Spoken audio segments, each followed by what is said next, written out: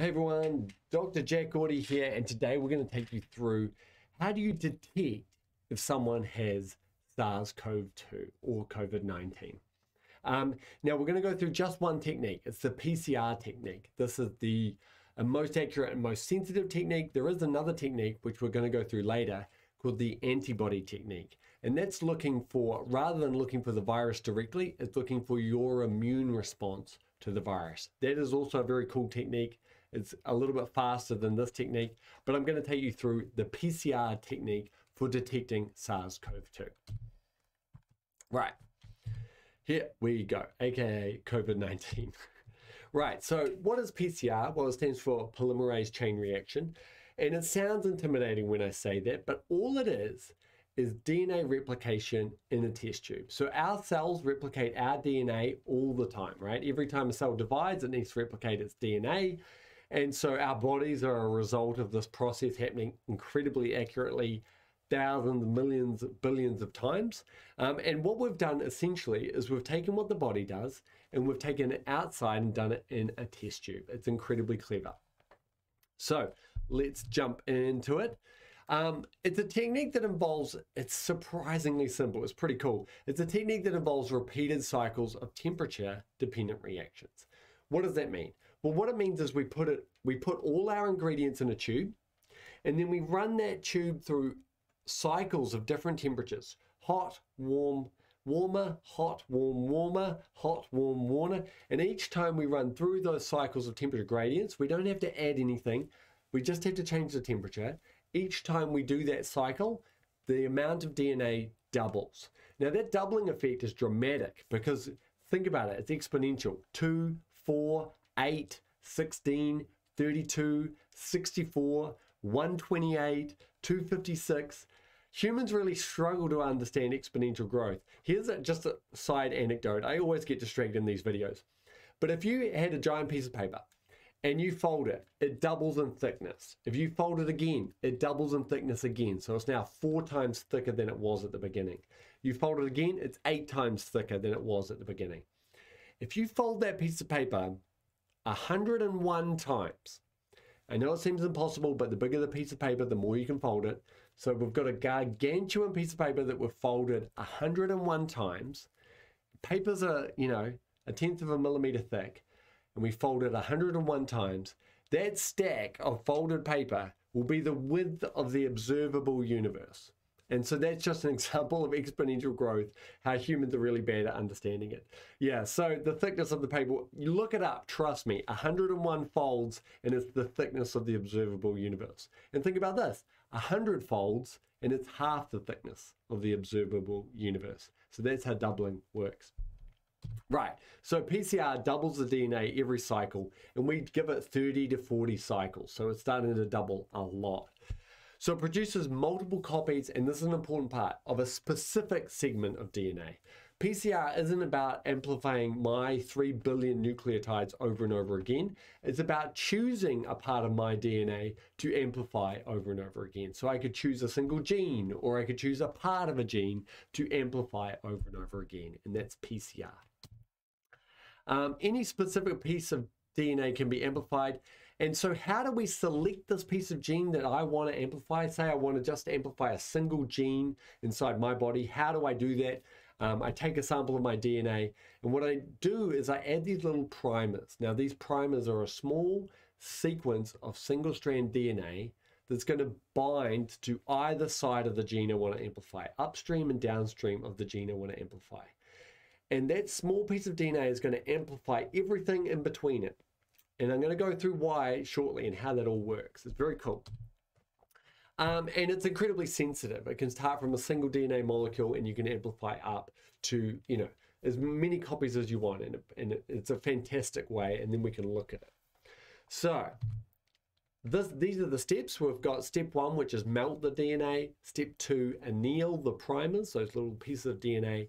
Step 3 is elongation, which is create that gene. And what's going to happen is we're going to go round and round these cycles over and over again.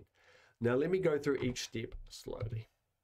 Step 1, melting. What we do is we we've got a piece of DNA. This could be my DNA. We've got a piece of DNA. The first thing we need to do is get it into single strands, because then we can duplicate it.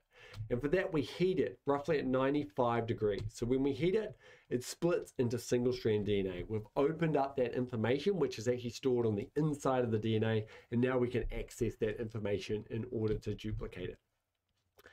Now we're going to add our primers. Now, why do we need the primers? That's a great question. Well, it turns out if DNA polymerase, which is the enzyme responsible for replicating DNA, let's see that again, because that is some high quality animation right there.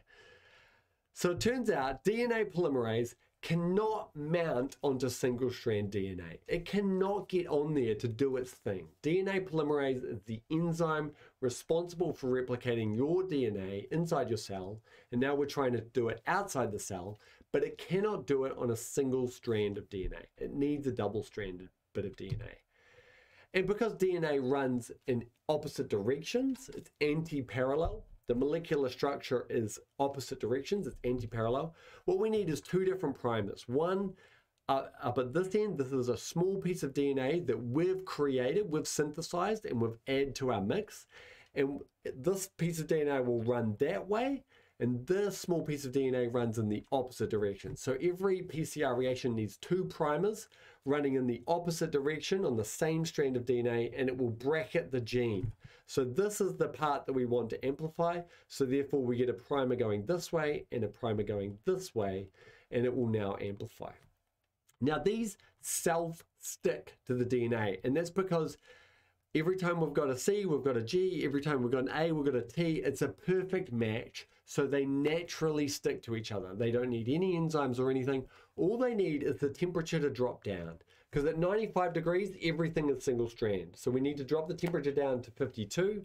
And now these small single strand bits of DNA can bind to our DNA that we're probing.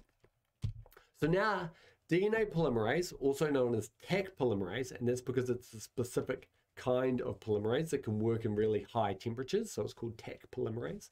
There's a cool story about it, but I don't have time. It's very cool. But anyway, Taq polymerase can now jump onto the DNA because it's double-stranded, and it can extend it. That's why it's called elongation, right? Because there is already a little bit of double-stranded DNA there with the primer and the DNA that we're probing, and now it's elongated, that double-stranded bit of DNA, by the Taq polymerase.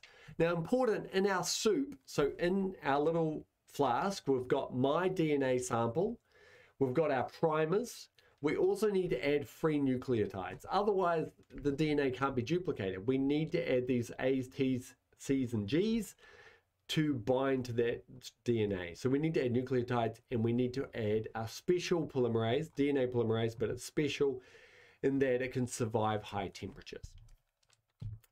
And so that elongation happens at 72 degrees. So once we've got our flask with our nucleotides, our primers, our DNA polymerase, Taq polymerase, and our sample of DNA that we're trying to probe in a tube, all we have to do is push it through these temperature changes. And each time we go around this circle, this triangle, I guess, every time we go around this triangle, the DNA will double. Right. But I was supposed to be telling you how we're detecting SARS-CoV-2. I bet you thought I was off track, but don't worry, I'm getting there. So first I have to tell you how basic PCR works, and that is how basic PCR works. Now I need to tell you how special PCR works. It's called reverse transcriptase PCR, and how that's going to work for SARS-CoV-2. Now SARS-CoV-2 is an RNA virus, so it doesn't have DNA.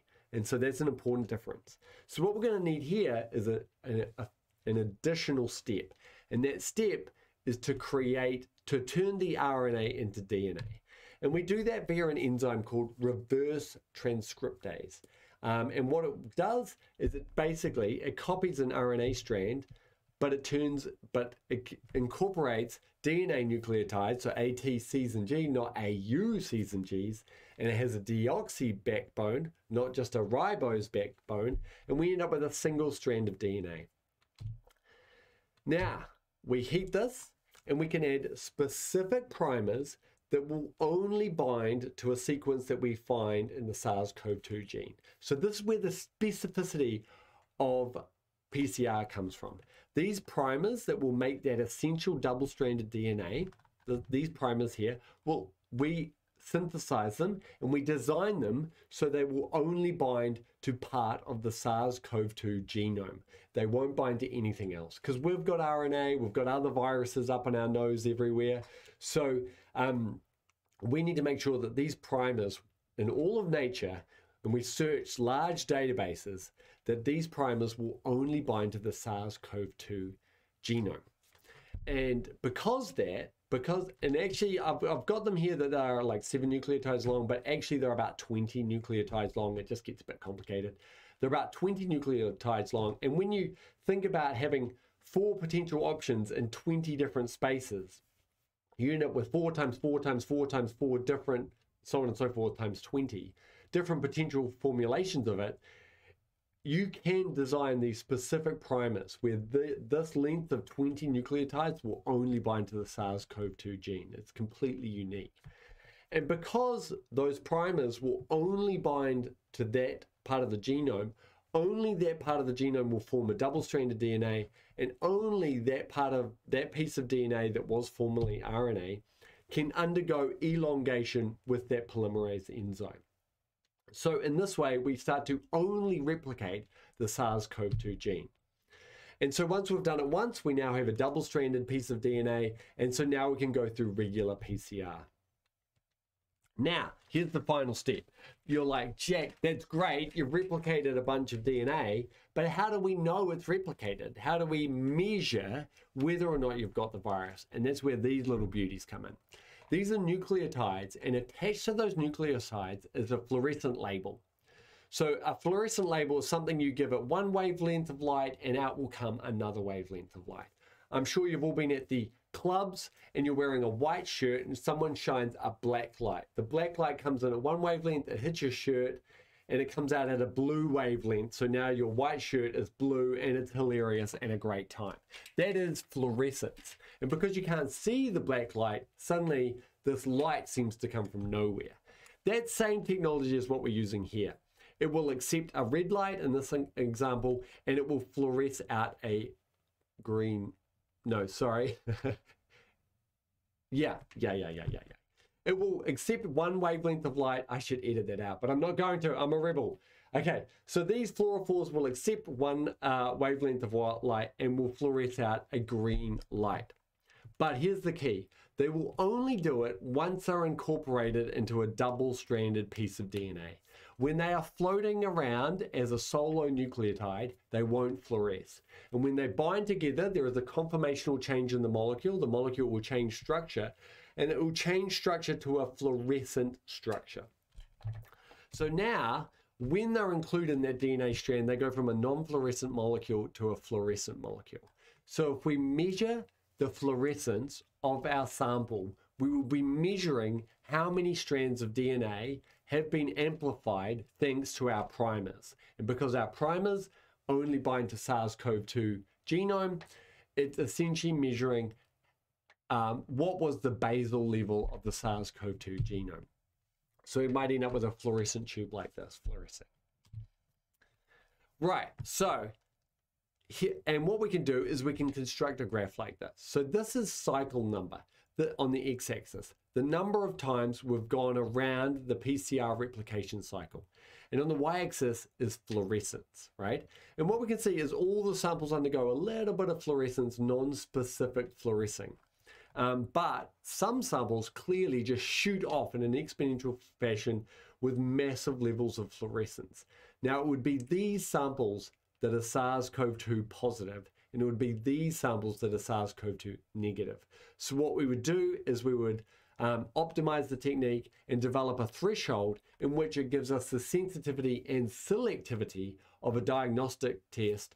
And these qPCR techniques, so this is called quantitative PCR with a reverse transcriptase, so it's called quantitative reverse transcriptase PCR, we can detect the levels of SARS-CoV-2. And we can identify, we can draw a threshold, say here, and identify positive and negative patients for SARS-CoV-2. So that is how we can detect SARS-CoV-2 by swabbing deep into the nose and looking for that RNA genome using quantitative reverse transcriptase polymerase.